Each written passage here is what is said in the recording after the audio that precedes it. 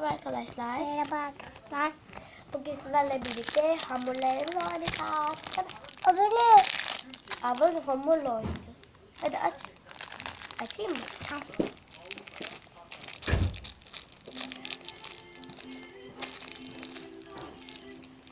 Açalım.